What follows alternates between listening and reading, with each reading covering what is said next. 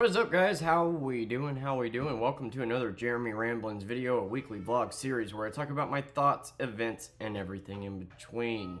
I know it's been a few days. I've had a couple videos I've been wanting to put out, but I didn't think they warranted their own video, so I just thought I would discuss them in the Jeremy Ramblins video this week. I really appreciate the support you guys have been giving me on the last couple Jeremy Ramblins videos. It really means a lot. It's been one heck of a week. It really flew by. Time is not enough hours in the day, man. I guess the first thing I want to talk about is work. So the work problems one video. I know that I sometimes vent about work. That is part of my vlogging thing, but I'm thinking about making that a series specifically for work stories. I have a lot of insane work stories that have happened, and so I figured maybe instead of spending half of my Jeremy Ramblins video bitching about work, I could just make a series where I'm actually, talking about things that happened at work, telling crazy stories or whatever, and kind of do that there. Just an idea. We'll see. Work ain't going good at all. I don't know what else to say about it. Other than that, I have started selling things on Facebook Marketplace. I re-downloaded Facebook and started selling things on Facebook Marketplace. Since I got the Astros 6 months ago headset, I had an Xbox headset, I had a Pulse Elite headset, I have a bunch of Series Elite 2 controller, charging docks, cords, extra pieces, just a lot of shit that I don't use that's just sitting in boxes that could easily be sold, so I'm selling them and got a couple nibbles. I actually excuse me. I actually have a delivery tomorrow. Somebody is buying the Pulse Elite, so I'm going to drop those off tomorrow, and they're going to pay me gas to do it. Very nice person, which is awesome. I got my first, you can't make this shit up. So I got my first nibble on so I listed the Pulse Elite PlayStation headset is $150 brand new. I have only used this headset a total of 3 times. I listed it for $75. And the Xbox headset is $100 brand new. And that's the one that I have put the most hours on, so I only listed it as $50. And then I listed all the accessories and whatnot as $50. And yeah, somebody bid on the Xbox headset the day I put it up, and I was like, cool, man, this is actually working, cool, so I took it out to sanitize it and everything, and I shit you not, as I am sitting here sanitizing, wiping the Xbox headset down, it fucking snaps. The headband, so where you got your headband, and then it connects to the earmuffs. Basically, the headband broke off of the earmuff, and it has the cord attached. I just have to show it to you to make it make sense. Basically, I was sitting here cleaning it, I guess put too much pressure on it and snapped it. And then had to tell the customer, after he just said, yeah, well, I want to see them in person first. Had to say, yeah, no problem. I'll even bring it to your house, sit outside with my daughter, and let you plug it up if you want. I want to make sure you're happy.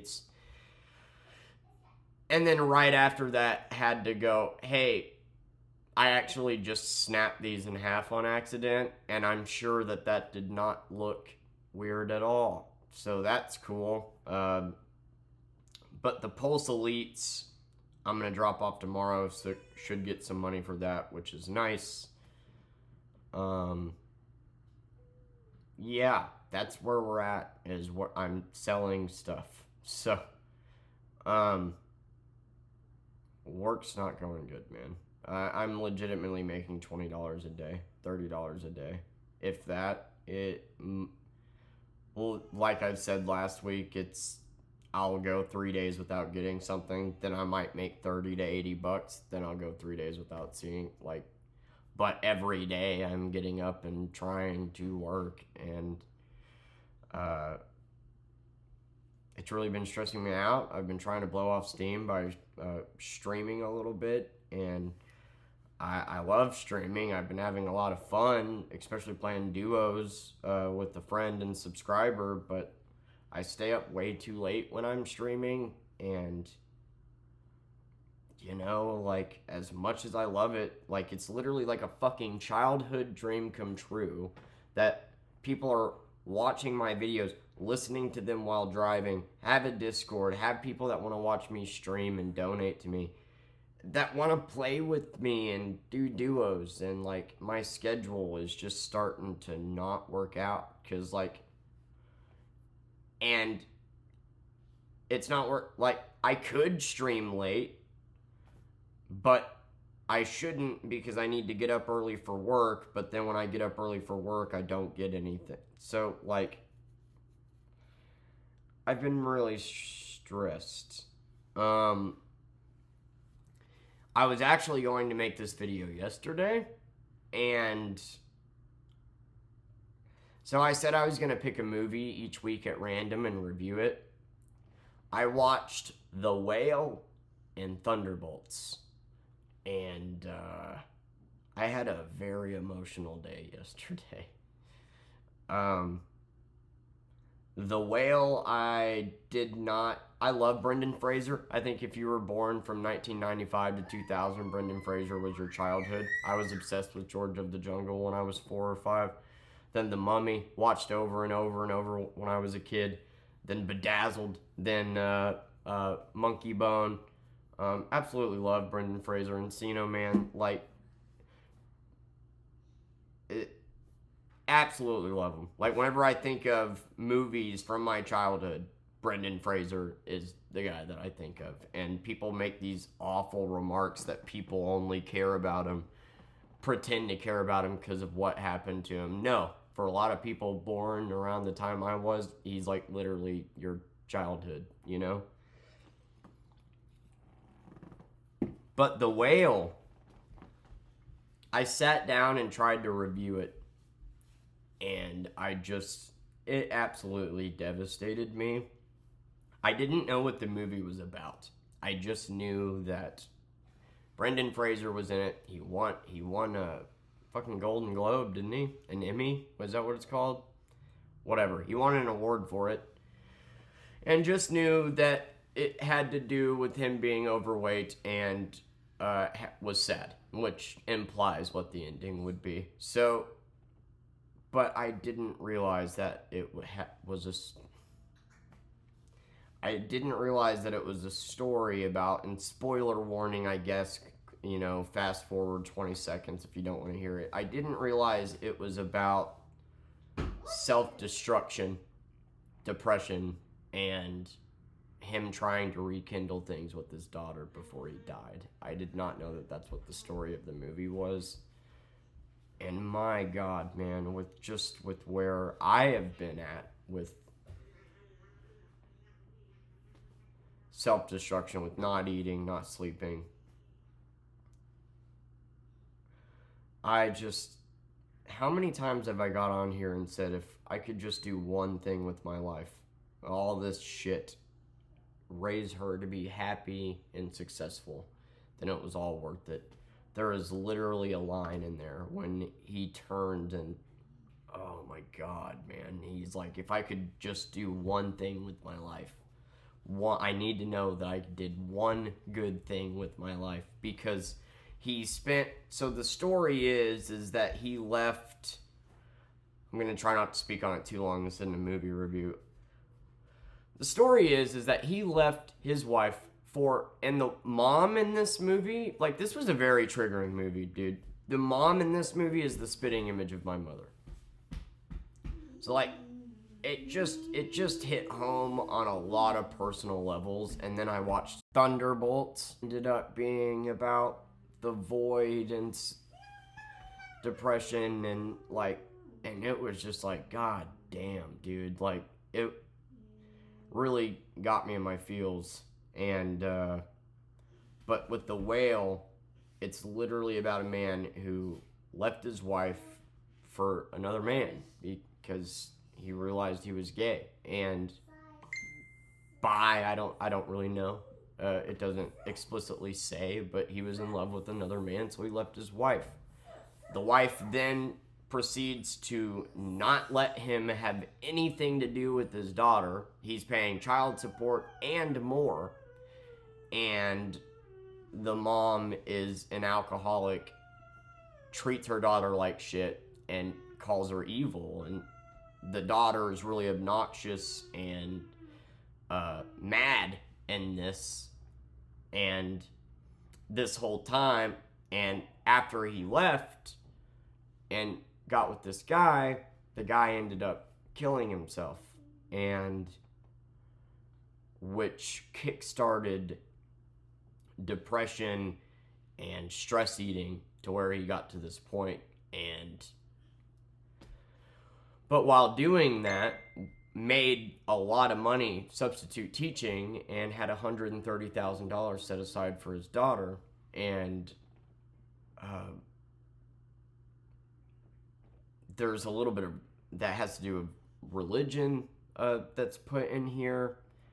And even though people are so ugly to him, like he sees the beauty in humanity and her. Even like there's a scene where the mom is literally calling the daughter evil, and he's like, she's not evil, like just sees the good in her. And like, it was a very emotional movie that, putting myself in those shoes, just devastated me, man.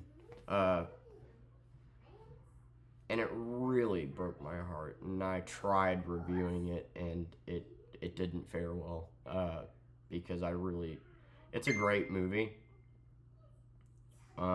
but for me personally, it really just broke my heart. And but a great movie. And then Thunderbolts. Yeah, Thunderbolts was actually pretty good. I've seen people love it or hate it, but I actually think it was really good too. And I watching them back to back though, it was like, god damn, man. Like, I had a really emotional day yesterday. The Whale really made me self-reflect on my own life. And yeah, it was a devastating movie. The mom reminded me of my mom.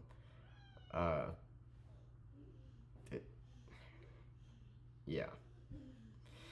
Anyway, football. Let's talk about that. I posted a video freaking out again for 10 minutes, and then once again asked myself, who is this for? And I just thought I would throw it in here. Pittsburgh, that game pissed me off, man. The amount of people, the problem that I'm having, and the reason why I'm so irritated with Pittsburgh fans, I've talked about it enough that I think you're probably tired of hearing it, is that everybody is blaming the defense for everything. And this game that just happened was the epitome of what I have been saying every single week.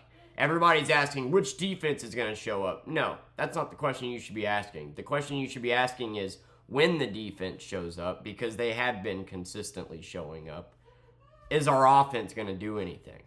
And they didn't. Aaron Rodgers threw 2 picks. He had a horrible game. And our defense actually made the stops necessary for us to win that game, just like they did in the Packers game. Like, you got to realize that the defense can only do so much.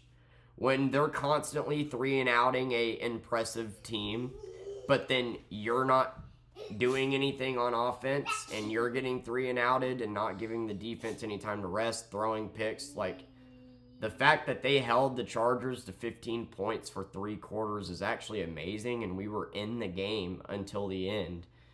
And then we get inside the 15 for the first time in the game, and we run the ball down the field run him down the field, get inside the 15, and then pass it 4 times in a row. Like, and I even took pictures of the game. Like, the safety we took, Fryermuth, was wide open. There was another play that I took a picture of. I think it was the interception. No, it was the play where Aaron Rodgers threw it to Metcalf and underthrew it and almost had it intercepted. Washington was literally wide open with the defender committing to a different player, and he would have been able to get a first down. And Aaron Rodgers tried going for the long pass after overthrowing it 2 times and then underthrew this one. Like, the Chargers defense did not 3-and-out us because they were a good defense. They are a good defense, but we were 3-and-out. We were beating ourselves. That's the frustrating thing about Pittsburgh, is they have it, but the play calling is terrible. The play calling is terrible. The interceptions are terrible. The play calling is terrible. It's predictable. It's garbage. It's high school football, and it just... So I don't really even think the Chargers defense was that good. I just think our offense is that bad. Our defense is the only reason we've been winning games. And when the defense happens to have a bad game, you really notice. And the Packers game even held them to 7. The pivotal moment, we come out in the second half, we don't score, go 3-and-out, give it back to the Packers, they score, then we don't do anything with it again. Like, that's the offense. Like, I cannot believe the amount of people that are hailing Aaron Rodgers when he's yet to have a 300-yard game. He's inside the 10 when running has been the more dominant play style. Now we're going to pass it just so Aaron Rodgers can have a touchdown stat and not get any points. Like, the play calling is atrocious. The offense is awful. I give up on this team. Ravens are going to come back and win the division. They have a cakewalk of a schedule, and we have a gauntlet. Even if we don't, this team is not Super Bowl caliber. They cannot stay consistent to save their lives. As I have been saying for a long time now as a Pittsburgh fan, we need a rebuild. So, everything I said about the offense was apparent in the game yesterday, and now everybody's acting shocked. And it's like, I don't understand Pittsburgh fans, man.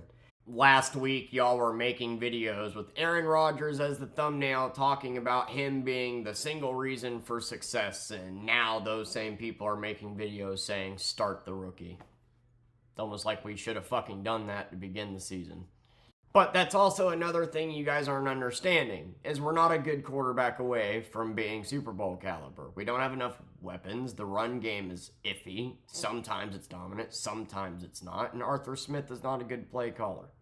And the O-line needs some work. And the secondary is not consistent at all. It is the most consistently bad part of our defense. When you force a team to turn the ball over 6 times and you only win by 7 points, that's a problem. When you force a team to turn the ball over 5 times and you're tied going into the 4th quarter, like the Patriots game, that's a problem. You don't get to blame the defense every loss and then hail Aaron Rodgers every win. The only reason we won that Patriots game is because of the defense. And we're 1-3 in games that we do not have forced turnovers, meaning that we can't seem to score unless we have a short field. And that's an important stat you need to pay attention to. And the only game we won where we haven't forced turnovers was against the Browns, the week they traded Joe Flacco. So, yeah, I give up on Pittsburgh, man. I'm done talking about it. I just can't believe Pittsburgh fans are being so dramatic. They're throwing funerals for the defense when the defense is as good as they are. That's insane to me. Aaron Rodgers is the reason we're winning games. Yet to have a 300-yard game, is averaging a turnover every game, and you're just looking at his passer rating, man. He's got a good passer rating, but my God, he overthrew it. Like, we played terrible yesterday. Like I said, it wasn't the Chargers defense. He overthrew the ball. He underthrew the ball. Wide open touchdown like twice. Then underthrew it. Threw 2 interceptions. Like the second one, I won't count against him. It was tipped. But the play calling is terrible. So I give up on them. I do think, and that's the frustrating thing, is I do think Pittsburgh is a good enough team that, yeah, they could have beat the Packers. They could have actually beat the Seahawks. I do think if they would get it the hell together and have competent play calling, that they could actually be contenders this year. Out of all that, not normally, but out of all, this is a weird year. Yes, if there were any year I could see Pittsburgh sneaking in there, it would be this year. But not if they're going to play like that. And then everybody's saying, well, the Chargers defense shut them down. Like, what game are you watching? No, we just wasted opportunities is what we did. It's not the Chargers defense overthrowing balls, underthrowing balls, throwing interceptions, not giving our defense any time to rest, and then you blame the defense. I don't get it, man. Like, the defense held, the safety was unnecessary. Line of scrimmage is on the 9-yard line. Let's give it to Rodgers on the 3-yard line, and then he misses a wide open Freiermuth and takes a sack in the end zone. I'm so irritated. So the second team I'm going to back up is the Broncos, I guess, even though they barely just beat the Raiders. The Broncos look so weird. And I refuse to go for the... I think the Final Four are going to be the Patriots, Bills, Broncos, and Ravens. That's what I think is going to happen. And no matter what, I think the Super Bowl is going to the NFC this year. The NFC just has way more dominant teams. I just don't understand Pittsburgh fans at all. We should bond, and we don't. But that game was upsetting, and I had such a bad day that day, and it was like, all right, cool. We prime time, get to actually watch the game, and then it's like, what is going on, man? So then that was a bummer. Then made that video out of anger and deleted it. But what else? Yeah. Nothing really fascinating. I have a story about work, but I'm going to make that its whole video. Oh, Facebook. That's what I was meant to talk about. Damn it. I downloaded Facebook, and I wanted to talk about it. So, I'm a grandpa, all right? Look, I had MySpace back in the day, and,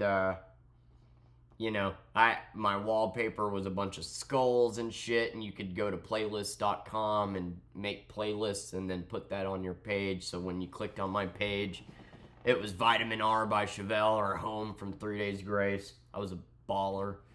And Facebook came out, and when TikTok and everything came out, Twitter came out, like, I never really made a Twitter, never made TikTok, just kind of stayed on Facebook, but noticed that it really was starting to get to where, like, every time you log on, you just get mad because everybody is just sharing the stupidest shit. Even journalists are sharing stupid articles meant to divide us. And then when it came out that, yes, Facebook intentionally tries to rage bait you and shares shit to get you angry, to engage, that, yeah, I just thought I would delete it, and I deleted it right as I made this channel. And so I re-downloaded it just to sell some stuff on Facebook Marketplace, and in one day of being on Facebook, I have not been on there for a year now. Everything is AI slop. Every video is AI, and almost everyone thinks it's real. It's kind of insane, not to mention there's so many bots in the comments. Every, article is, factually incorrect. It's even more political now, which I didn't even think was possible. It's literally, you're scrolling, AI video, AI video, AI video, AI picture, news article that's not even remotely true, news article that's AI, how is this legal? just AI generated stuff that's politically, it's fucked up, actually. And then a dude said the stupidest thing ever and said something like, I don't know, that being a leftist meant you support pedophiles and what happened to the real America. So I was like, hey, didn't the president just throw out a case that had to do with a bunch of pedophiles from powerful politicians on both sides and other countries? Didn't that just happen? See, my issue is, if you're not wrong, there are pedophiles on the left, but if you truly cared about this issue, you would call it out all the time. Instead, that's what we like to call an agenda, and Trump's been named in a lawsuit with pedophilia. The Secretary of Education has too. Her husband, Vince McMahon, has been named in rape lawsuits. That entire fucking, like, to pretend that just the left is guilty of this and the right isn't, they're squeaky clean, awesome people that never fuck up, is, well, stupid. Fuck them both. And what happened to the real America? Well, 50 years ago, or, well, I guess 70 years ago, you could legally marry a 14-year-old. Back when kings ruled, who were they with? Powerful people hooking up with minors has been a thing for thousands of years. And we finally got an opportunity to share a huge case and out this huge problem. And no, I'm gonna get those damn Dems, he said. I'm gonna release the list that they're so scared to do. And he took a look and went, oh fuck, that's half my team. So yeah, you ignoring that. So I just simply commented that dude, first of all, to insinuate that if you support the left, you're a pedo is dumb. And if you truly cared about pedophilia, you would call it out when it happens on both sides, not just to fit your agenda. And after just saying that, he followed me for 24 hours. I made a post saying hey to everybody that I was back just to sell stuff.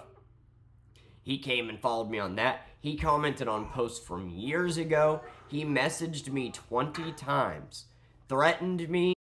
Each message got way more intense. I didn't even bother reading them, but he started threatening me. Then he threatened my daughter when this entire dumb conversation started, because he cared about kids, apparently, and acted completely insane and blew a gasket. And I shit you not, said, hey, the block button's right there. I'm gonna keep messaging you until you block me. And I was like, no, I have a better idea. I'm actually gonna screenshot all this. And I didn't say that, but so I wasn't replying to him, right? And he just blew a gasket. And then he blocked me, so I didn't get to screenshot any of it. Why is everyone like this exactly the same? Exactly the same. You speak something into existence, therefore it's fact. Somebody comes and actually raises a valid point. You don't even reply to it. We're not having a conversation anymore because you're too stupid to, so you stoop to personal insults. Then when that doesn't get the rise out of somebody that you want, you blow a gasket, you fucking subscribe and be the first one out of video to downvote it for a week, start messaging, threatening, doing all this stupid shit, and then you think somehow, some way, you're on the winning side when you're talking shit about a child, messaging somebody 20 times, a stranger on the internet, all because they brought up a valid point and pointed out your flawed logic. Yep, that makes sense. Together you guys make one brain. So in one day of being on Facebook, I got to see a bunch of AI slop, a bunch of politically divisive shit that wasn't even true, and then your racist uncle saying the most dumb opinion ever, gave my opinion on it, which wasn't even a bad one, and then got followed for 24 hours. That's Facebook. Good job, Mark Zuckerberg. You won't be relevant in 10 years. Anyway, we are at 30 minutes, so I love you guys, and I will hopefully see you tomorrow. I'm really trying to get back on schedule. I was doing good, and then the last few days have been super busy, but we're getting back to it. Love you. Thank you for watching.